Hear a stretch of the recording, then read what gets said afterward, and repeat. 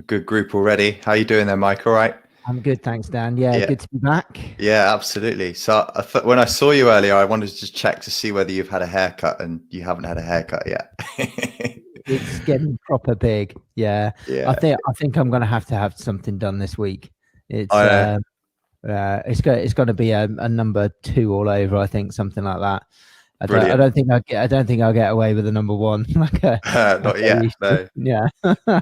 So, welcome, guys. If you've just joined us, myself and Mike are talking about haircuts. I heard a report on Radio 2 the other day about illegal and illicit hairdressing and people meeting clients outside of supermarkets and then ushering them into their boudoirs under surveillance to get a secret haircut.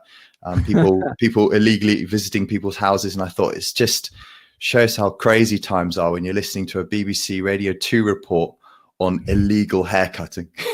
It's just a sign of time's gone mad. And we've gone mad, Mike, because we've decided to tackle the hot topic, controversial topic of flexibility tonight, haven't we? Yeah, we have. Well, actually, you have. It was your idea. I just got dragged along. yeah. So afterwards, I was like, should we have done that? Should we have done that? But no, it should. It should be hopefully an interesting discussion. Yeah. Well, we're doing it now. It's like we're riding down a hill with no brakes, so we've just got to steer ourselves into the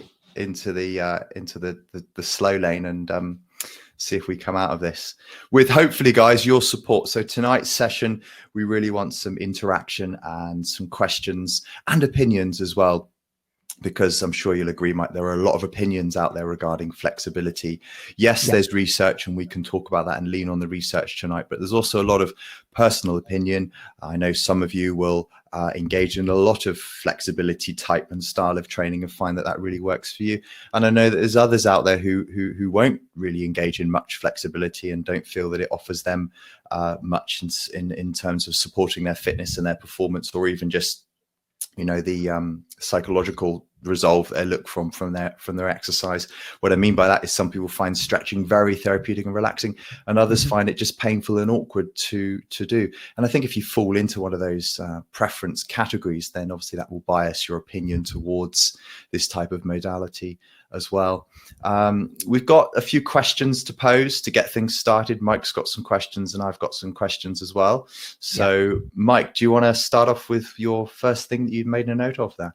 Well, I just kind of put some topics down really for just for general discussion. So one of the things that, because I've been listening to some other podcasts and reading some papers and stuff over the last week since we decided to do this, and one of the things was about architectural changes in the muscle, and one of the reasons for flexibility for improving, if that is a kind of adjective for it, whether it does actually improve the architecture and what changes it has, and then whether that actually makes any difference at all. So have you had a read of those as well, Dan? Have you had a look at the stuff to do with architecture? Yes, in particular, is it the sarcomerogenesis? That's it. Yeah. That's one of was the word of the day. So yeah, this is quite exciting in terms of what's happening on a structural level.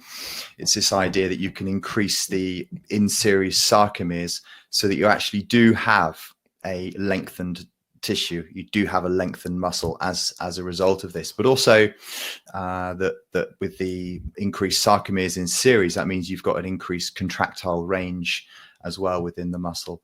And when we talk about improving length, I think that's really what we are talking about, improving the length via that mechanism. But a lot of the time when we're stretching, we feel we're achieving length, of increasing the length of the muscle, but actually we're not structurally increasing the length, although we may be increasing the range of movement, which of course are two different things. So we can talk about that tonight and what's actually happening when we talk about flexibility training as well.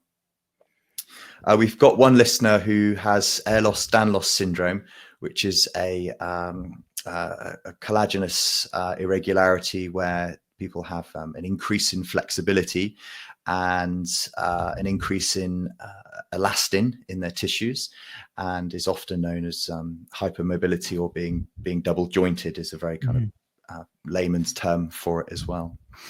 So yeah, I mean, that's the other end of the spectrum, isn't it? People who are too flexible versus people who are, you know, inflexible. And people may be inflexible from joint degenerative changes. They may be inflexible from joint replacements. And then at the other end of the spectrum, you've got conditions that lead people to be too flexible, and it's in their interests to almost reduce their flexibility in order to improve their function and reduce pain as well. Yeah. I think sometimes when obviously you don't know the ins and outs of people's medical conditions. Sometimes when you're kind of in the gym, you see someone and they look really, really flexible, and you think that you should be able to have that level of flexibility as well. And quite often it's I mean, you can stretch as much as you like, but if you're trying to compare yourself to someone who has a condition like that, you've got no chance of ever reaching that level of range of motion because of just your genetics, and that can be a big hurdle for people, I think, to mentally get their head around, because they feel that they should be able to do it. And they can see other people doing it, but they try to get there, and they'll just never ever get there. Absolutely.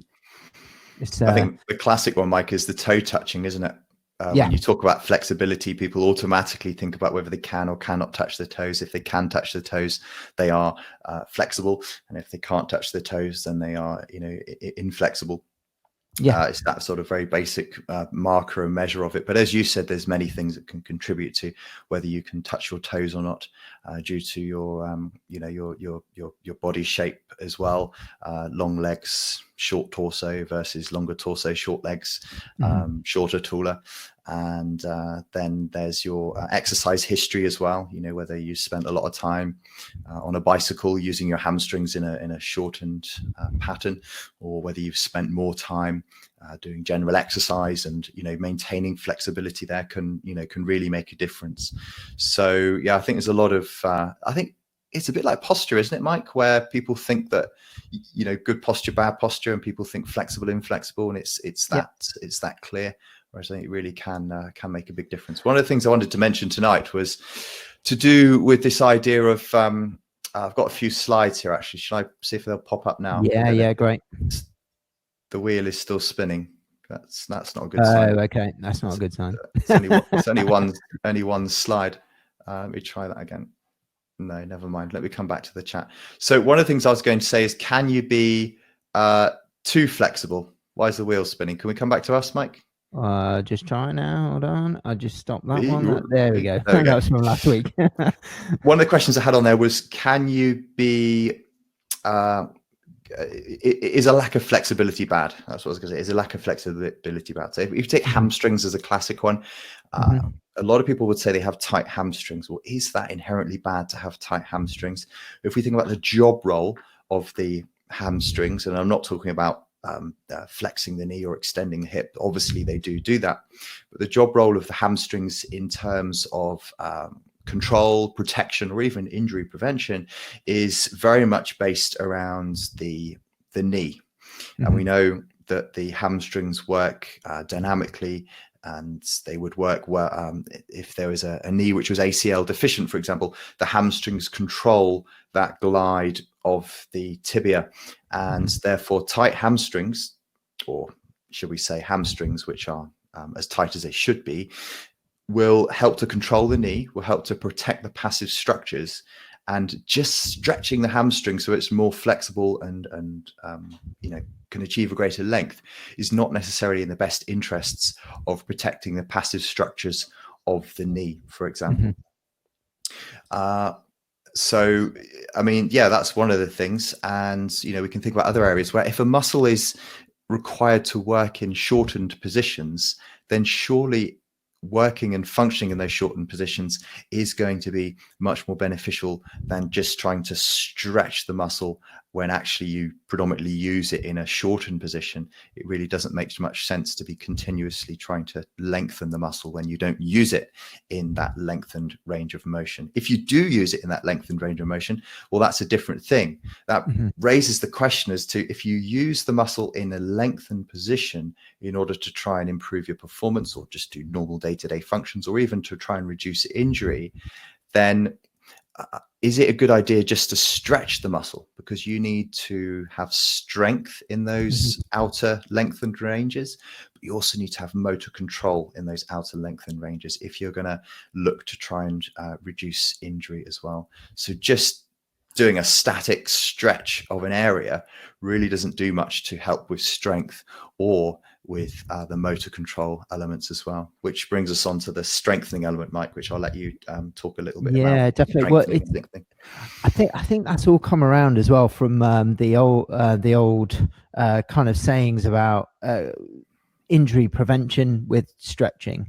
So that there seem to, I mean, and it is shifting now, but when I very first learned, you had to stretch because, and the role of stretching was to help prevent injury. So if you had this increase in range of motion, then it would be somewhat protective against potential injury. But we know that that's unlikely to be the case. I think there are a couple of studies where it showed that you can have some injury prevention benefits from doing a pre-workout stretch, but it's for a very specific population, and it's kind of like it may help.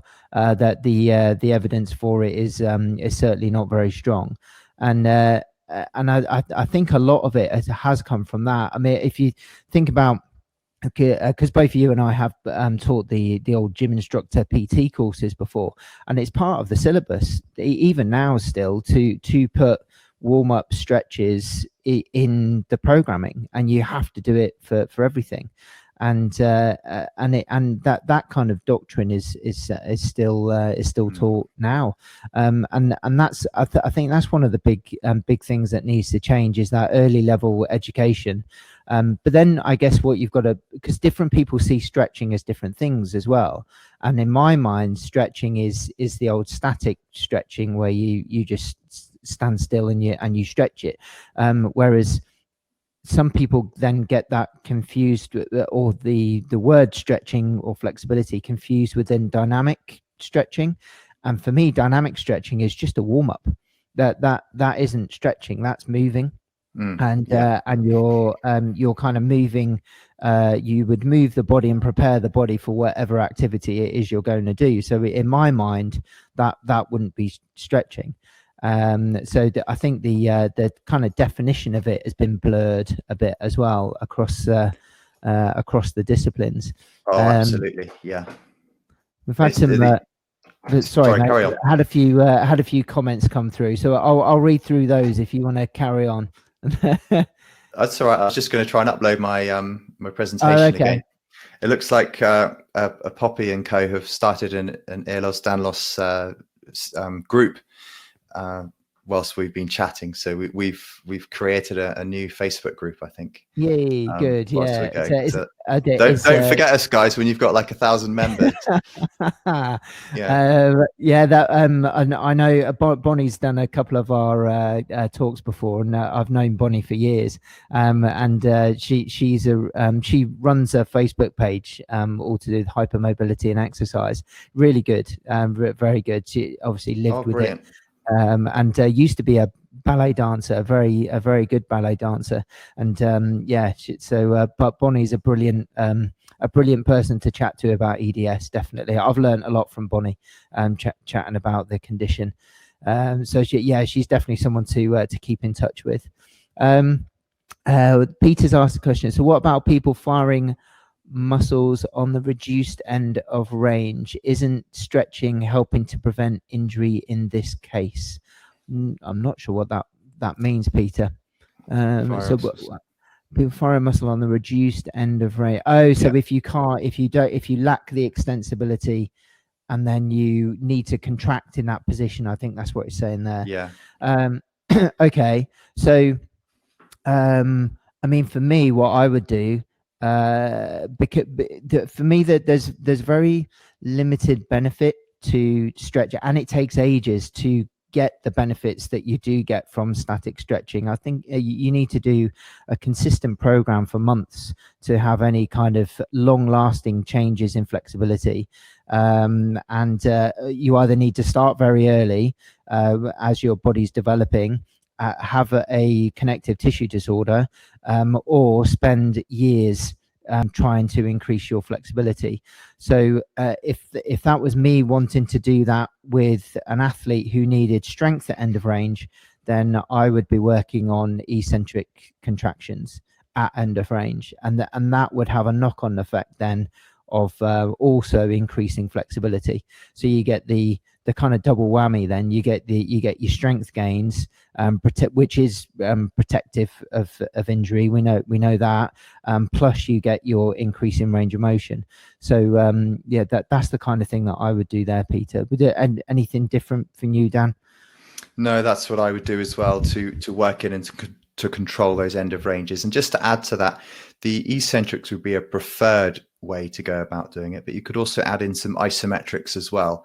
And yeah, I'm not saying you should do one over the other. I think eccentrics are better, but I would probably add in a little bit of both and mix up the isometrics with the eccentrics. And of course, you're going to have concentrics to bring yourself back to where you started as well. So mixing it all up, but it's generally thought that the eccentric element of that gives you the most bang for your buck. And I was just briefly looking over some research before we jumped on this call just a couple of hours ago.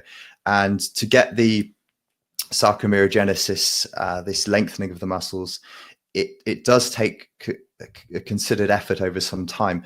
But some research suggested it only takes up to 3 weeks. 3 weeks of 3 sessions a week can start to bring about these positive changes. So if you can build it into your strengthening program, then you should soon see some increased gains in strength. What we call it strengthening through lengthening is a great way of trying to remember it, because you're strengthening and stretching at the same time, but getting so much more out of it than just sitting doing a static stretch. So yeah. Definitely. I wondered when Ian would mention this. So I've met Ian on a couple of rock tape courses before, and I know he's into his martial arts. So he said, any recommendations for karate or jiu-jitsu? I wondered when that was coming. Yeah, I would do. I think Ian's a bit more than just into his martial arts. I think Ian's. I know Ian's. I'm pretty confident Ian's a black belt. How many Dan? Yeah. How many Dan is, if we're talking about the right disciplines here? Ian will probably tell us how many Dan he is in a moment, or tell me his level without being modest, Ian, because I know he's quite a ninja as well. I think he does maybe stick stuff and all sorts. Anyway, we're at a safe distance, 2 meters away. Whoa, Ian. Dan. Whoa, okay, yeah, okay. He's a good friend to have. Yeah, yeah. I think you've hit the nail on the head there as well with the timing. So you spend a lot of weeks going into months if you're following a stretching routine, and this is the thing as well. So why do you stretch in the first place? And you stretch because you feel tight, but what is tightness? Yeah, so and that's the thing, because it's again, like thinking back years ago, I think that tightness is a shortened muscle. That's what I would think. And then you stretch it, and then you change the structure of the muscle. But we know that that's not the case. You're going to see increases in range of motion very quickly after doing stretching, and we know that we can't change the structure of muscle that quickly.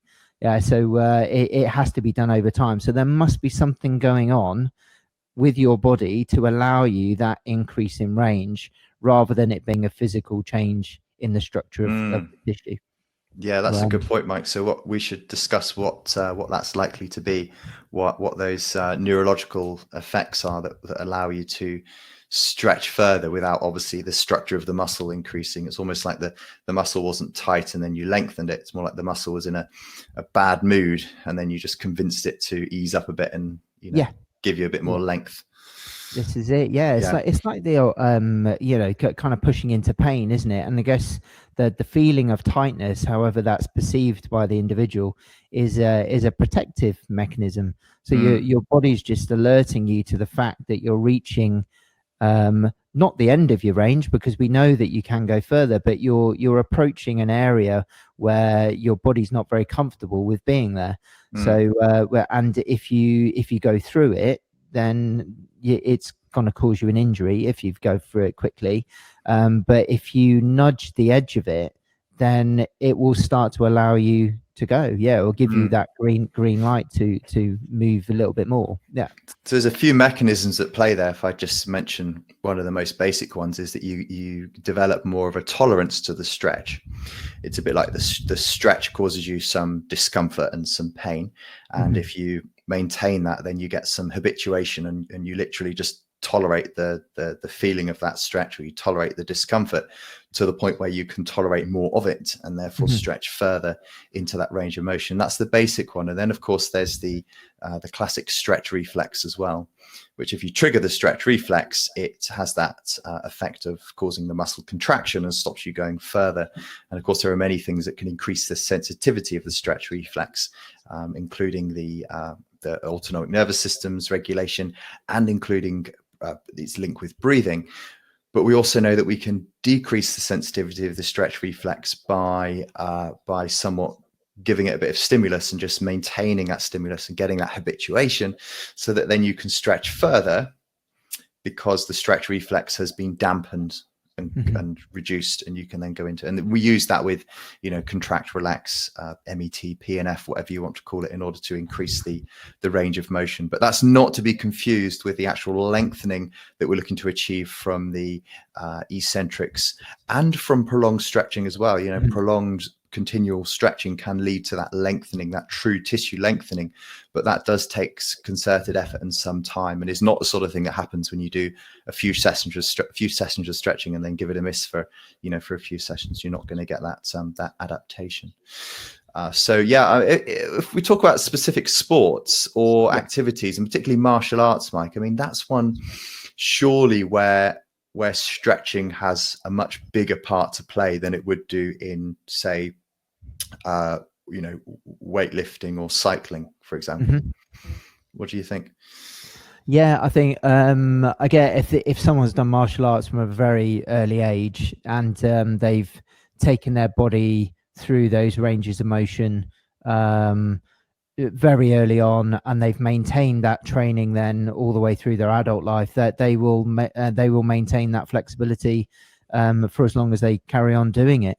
And I mean, especially with martial art, the martial artists that I've known have been extremely strong as well. So not only do they do stretching routines, but they do a hell of a lot of strength at end of range as well.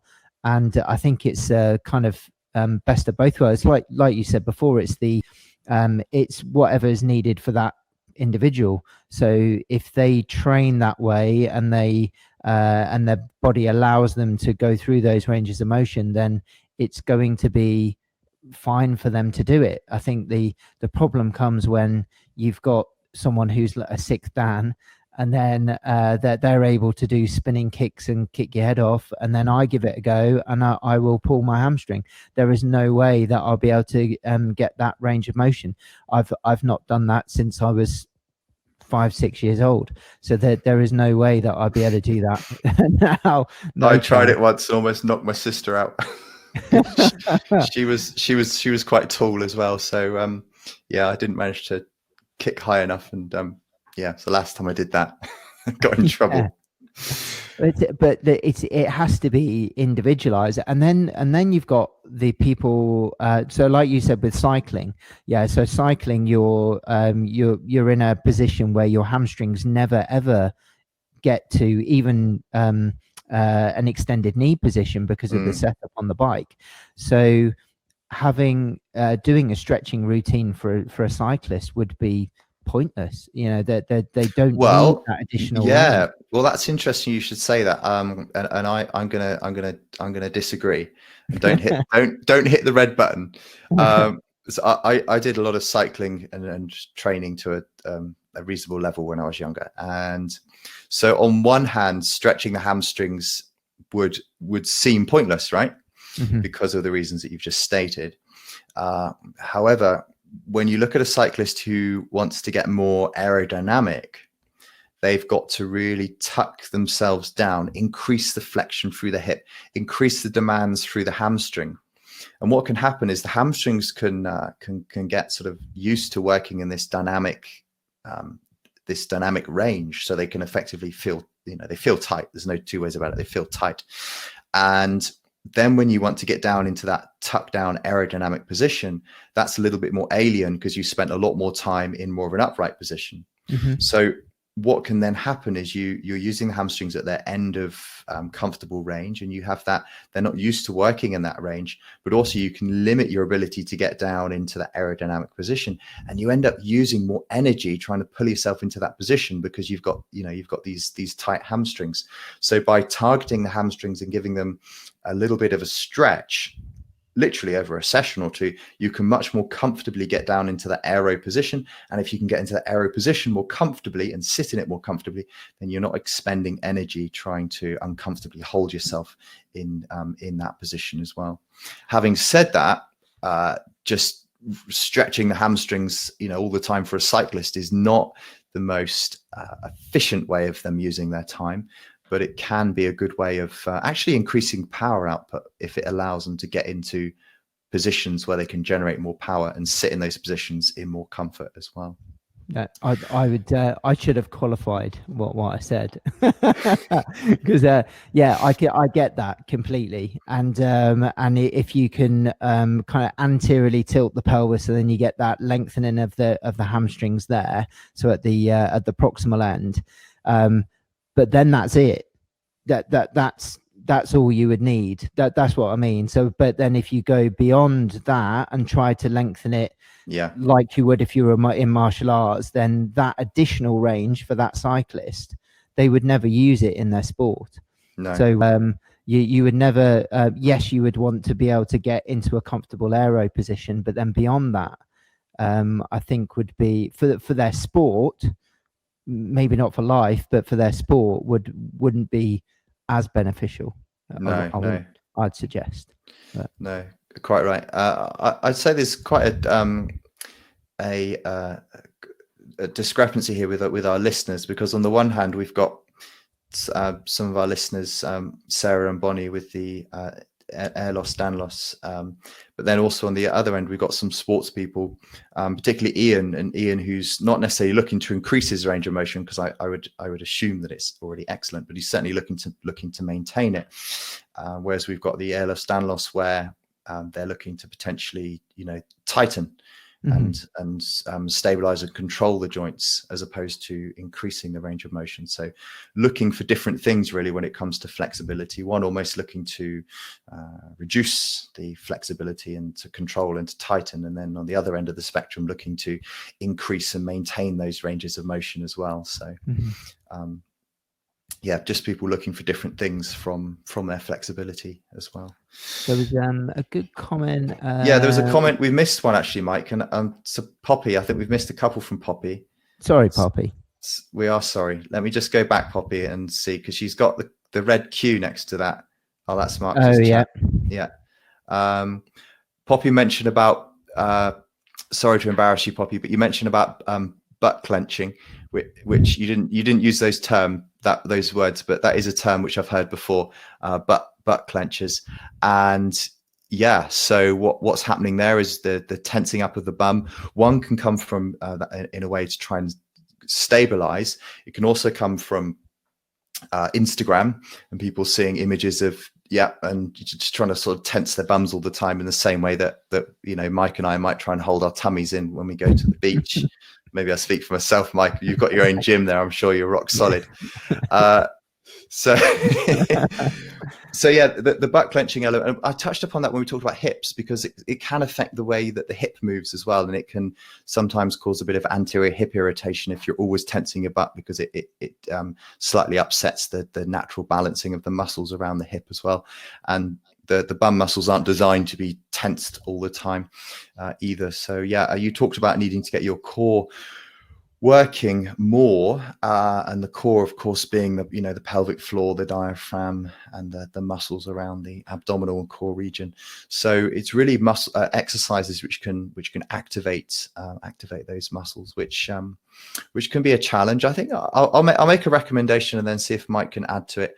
I'd suggest that it's probably a good idea to get into a relaxed position. So to lie on the floor, to take away other concerns such as, not worrying about your balance or anything else, to lie on the floor, to get control of your breathing, just to get your breathing relaxed. So you're not breath holding or taking a deep breath, making sure that you're doing diaphragmatic abdominal breathing, particularly because you mentioned about having an autonomic dysfunction further up. I don't know the details of that, but sometimes if you have that, your breathing regulation may benefit from some attention. And if you're not sure about that, have a look on the physio channel. There's some videos on there to do with breathing, which are quite helpful, just to save me going into it now. But to help you engage those muscles around your core, I would look to try and engage those with some conscious effort, but being careful not to go into that clenching element again. So you're not trying to tense up the muscles 100%. You're not trying to, get them to get strong, or to get them to be hypertrophic. You're just trying to increase the mind to muscle connection. So the muscle contractions are sub-level, sub-maximal. You're just trying to connect your brain to the muscles. There's already a connection there. You just need to strengthen it. What the nerves which fire together wire together. So the more you practice, the stronger those connections will be. And you just want those sub-maximal, controlled, therapeutic switch on and off, not tense. So there's no breath holding, there's no grimacing. It's just switching those muscles on and off and just feeling and getting control with them. And you can use a bit of biofeedback. All that is touching the area that you're tensing. So if you put your thumbs in your lower abdomen, just off the front of your pelvis, for example, you can feel the muscles in there. So you maybe a transverse abdominis, that flat one which goes across the bottom of your abdomen, and you can then just do some contracting and relaxing. I'm not using the word tense here because you don't really want to tense it up so that you can't breathe properly, but you just want to contract and relax those muscles and start to get control of them. And when you can do that in a lying down position, including your pelvic floor muscles as well, then progress to a seated position or a standing position and just stand relaxed and just practice switching those muscles on and off just to get control of them. And that should be a good stepping stone towards switching those muscles on. The other side of the coin is to relax your glutes as well. So yeah, I don't know if you have anything to add to that, Mike, from your that's exactly where I would start with. Definitely. Yeah, definitely. Especially if there's some kind of autonomic condition that it's I like what you said about the gentle contraction. I liken it to a dimmer switch. So you just want to just the first bit of the dimmer switch on, and it reminds the muscle what it's like to be calm rather than always on. And it's trying to, like you said, just trying to get that that mind muscle link back to the control element of it rather than just on all the time. Yeah, absolutely, exactly the same. That's good. And then I think Helena said, are you saying that flexibility can only be improved to a certain degree after a certain age, please? No, I think you can improve your flexibility no matter how old you are. It just takes a long time when you're older. And also there are probably better ways of increasing your flexibility than stretching, in my opinion. I would, as we mentioned before, doing the especially if you're older, doing the eccentric lengthening contractions under load, you're going to get the benefits of an increased range, that sarcomerogenesis, and you're going to get stronger. So you reduce the likelihood of sarcopenia. So you've got that. You've got the double whammy. Yeah, and especially if you're more advanced in years, but you can still improve. Well, depending on the structure, like Dan mentioned earlier, if there are arthritic changes, then we may have there may be limits to the range that will be available. But if there are no other reasons why you can't get there, then yes, you can improve the flexibility when you're older. It's just the way that you do it, I think. As long as there's not a bony block towards, in your movement, as long as there's a softer end feel, and if it feels like a stretch, then it's a stretch. If it feels like a squash or a bony kind of blocking and buttressing up of a joint, then obviously that's something different. You're not gonna budge a joint out the way, but you can certainly help with the flexibility elements. So I just brought up my slide here. I know you guys can't see it, but we've actually been through all of the key questions. But one of them at the top was a slightly less academic question, and that's the question was, why do you want to stretch? And that's one of the questions I wanted to start with, but I guess we can finish off with that is although we talk here, Mike, about the science and stretching is better for some people than others, it's why do you want to stretch? And I think that if you want to stretch because you just want to, because it feels good, and why not? I think that's a perfectly good reason to do this, to stretch, is just because it feels good. If you drop down on the floor and do a hamstring stretch, or stand up against a pole and do some kind of calf stretch, if it feels good, then great, because what it is movement. It's classed as exercise, it's movement. We all know that, the people that we generally, our patients, us, everybody doesn't move enough. And just doing a stretch is good. If it feels good, then do it and keep doing it. If it doesn't feel good, then you can start to question whether it's a reasonable thing to do or not. So stretching just for stretching's sake, I think is perfectly fine. And with your tendon background as well, when would you not advocate stretching? Well, a lot of people, when the research comes out looking at stretching regarding tendons, I think a lot of people thought that stretching tendons is bad, but actually what it is more of a waste of time rather than bad. So if you've got an Achilles tendon issue and your therapist has advised you to stretch it, and you spent the last 8 weeks stretching it, what you've likely done is wasted a lot of time. You haven't likely done any damage apart from the missed opportunity for doing some better things. You haven't done any active damage from stretching. You've just done damage from not doing, what you should have been doing or what you could have been doing. That being said, a slight caveat is that, as we always discuss when we talk about tendons, is that there can also be an element of compression.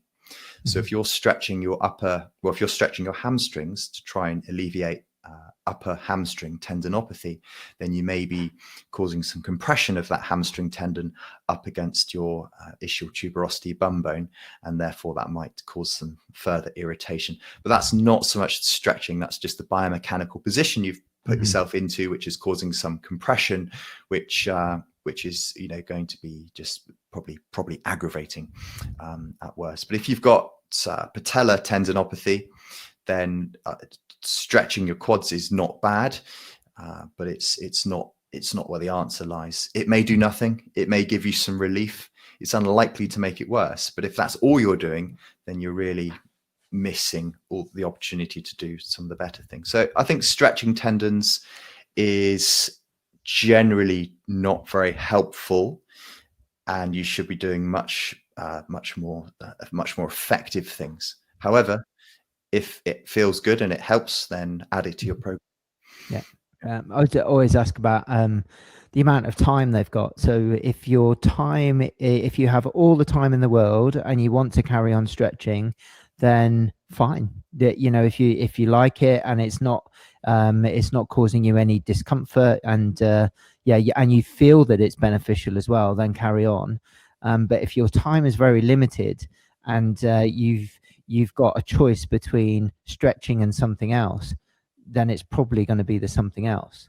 And especially if it's loading the tissue, because I usually deal with athletes in the clinic, and that's where I would guide their time, and quite often as well, they're quite relieved that they don't have to stretch anymore, and because they've been told that they have to do it and they must do their stretches, and they've been religious about their stretches, and they've noticed no change in their symptoms or their they've had their issues for a long time, and then as soon as you start to then load it, everything changes, and they can see like pretty much straight away the difference in how they feel and how they perform when they just switch the focus from stretching into loading. It's and then I don't have to do that anymore. Well, they can do if they want, but they know it's not. It's like you said, it's not harmful, but it's not very beneficial. No. Yeah. Yeah. There was yeah. sorry, mate. Another question by Claire. I was on a course recently that said if you stretch, you should only be holding for 10 to 15 seconds. If you want to work on flexibility, then hold for at least 30 seconds. This was a running course and advised against flexibility for runners, but doing stretching only. Oh, okay. Slightly contradicted yourself in the last bit there, Claire. Yeah. I'm sure you didn't mean to, but just created a bit of confusion when we read that. So a running course that advised against flexibility. I've seen a lot of running related, blogs and so on, speaking against flexibility, or should I say against stretching for runners. But then it says, but doing stretching only. So is it a little bit confused there? So unless it's the increase in range, maybe. So increase in range of motion, because you don't want to have too much range. You want a lot of muscle and tendon stiffness when you're running. Maybe that's it. That's what they're talking about. And also, Mike, I'm not sure if there's a huge difference between stretching for say 15 seconds and 30 seconds. Obviously, the longer you stretch, the more you're going to get some adaptation, although that adaptation is very slow. But I think that the regularity of how much you stretch is probably more important than how long you do it for or on each sitting. So doing it daily or 2 or 3 times a day would be much more effective than just doing it for 30 seconds once a day. Definitely. I think the changes there would be very minimal. I've got a paper here. So it's a chap called Freitas. So 8-week high intensity stretching training on biceps femoris, so one of the hamstring muscles, and they did stretching for 450 seconds at a time, and so they really went for it. And that showed significant increases in architectural changes. It was a 12.3 millimeter difference, and big changes in range of motion. However, when they stopped doing it, the range of motion soon went back to baseline. So even holding it for that long and having those architectural changes, the architectural changes don't necessarily mean you're going to get an increase in range forever. You may during that session, but it may not change forever, or for a long period of time. Unless you either keep doing it or you use that range of motion. I mean, if it's, I would argue it's not really a very functional range. If it restores back to normal, it implies that you're not using that range. So therefore you don't really need it either. I think because I was listening to Greg Lehman, because he did a study, because he wanted he was saying that to get his paper published, he wanted to have a really, really long period of stretching, because if there was going to be any difference, then it's got to be in those long periods of time. And he got golfers, I think, to stretch for 2.5 minutes, something like that, and then measure the spinal kinematics of their golf swing.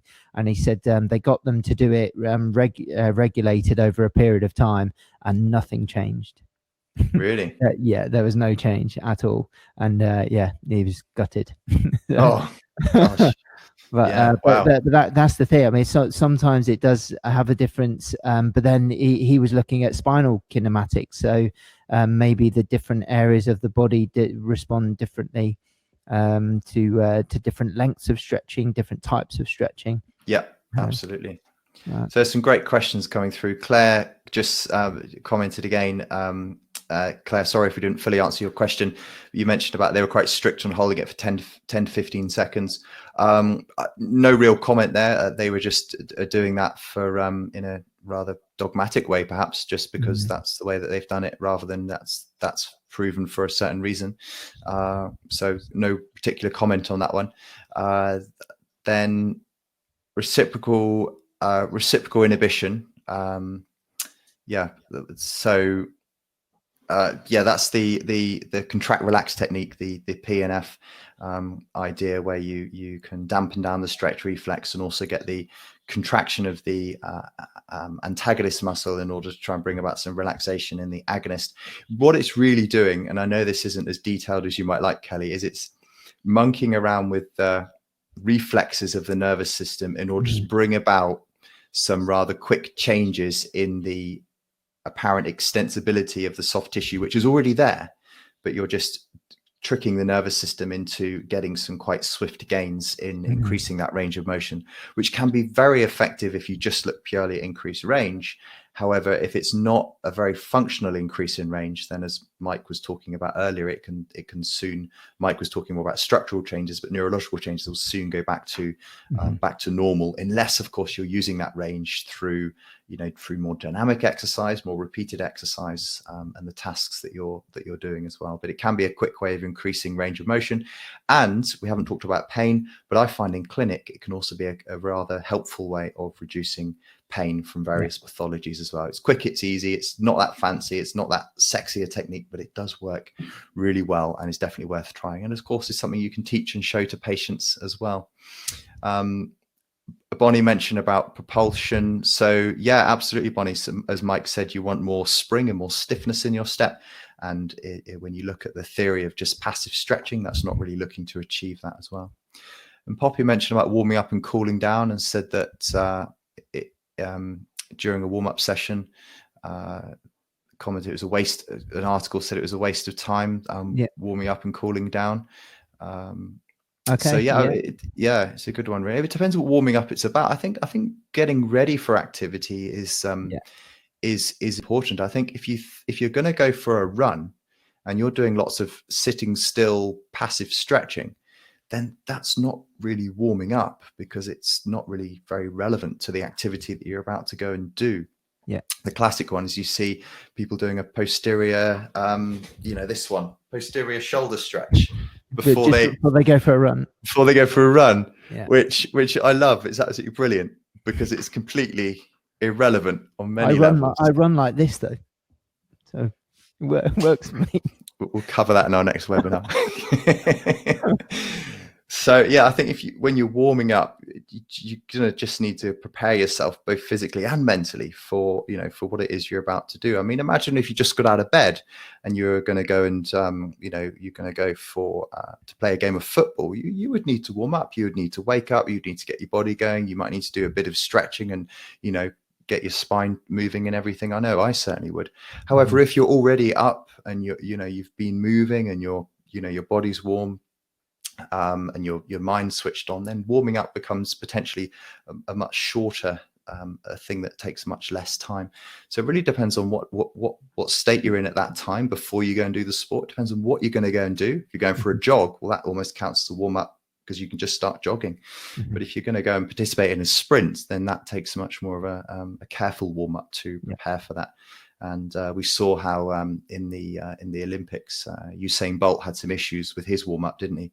Because there was a delay in him starting, and he'd done all of his warm up, and then there was just this massive delay before his event.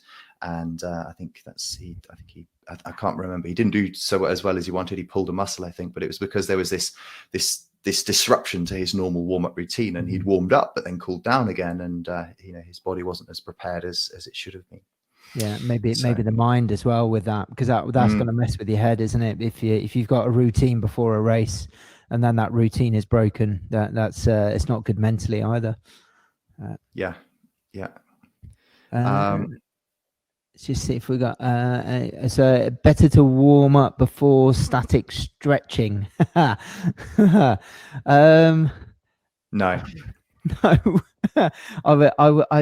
If I was doing a warm up for something, right? Hang on. Let's go for gym work. So if I'm going to do a training session in the gym, I would do whatever training session I'm going to do in the gym, but just lighter.